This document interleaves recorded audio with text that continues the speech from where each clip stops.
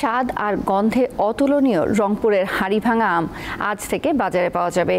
এবছর প্রায় ২,০০০ হেক্টর বাগানে হাড়িভাঙা আমের চাষ হয়েছে।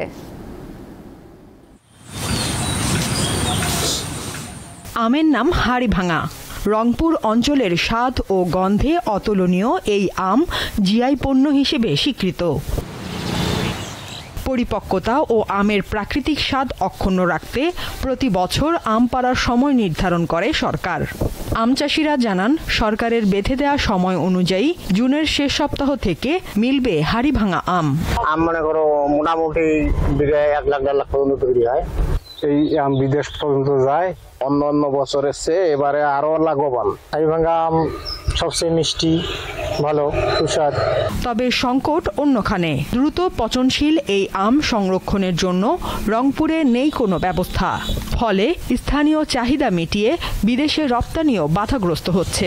হাড়িভাঙা আম জিআই স্বীকৃতি পেয়েছে, একটা আন্তর্জাতিক স্বীকৃতি পেয়েছে। আর ২ থেকে ৩ মাসের মধ্যে কিন্তু আমটা শেষ হয়ে যায়। সুতরাং এখানে যদি একটা ভালো আম রক্ষণাগার, যেটাতে শুধু আমই থাকবে, সেই ব্যবস্থা কিন্তু ইচ্ছা করলে গভর্নমেন্ট করতে পারে।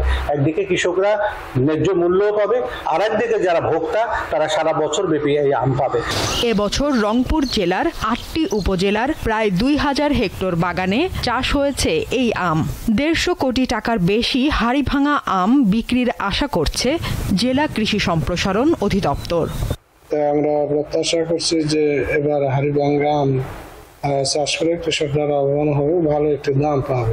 সরকারি পৃষ্ঠপোষকতার পাশাপাশি গবেষণা প্রতিষ্ঠানগুলো হাড়িভাঙা আম সংরক্ষণের উদ্যোগ নিলে এই পণ্যের বাণিজ্যিক পরিধি বাড়বে বলে মনে করেন সংশ্লিষ্টরা।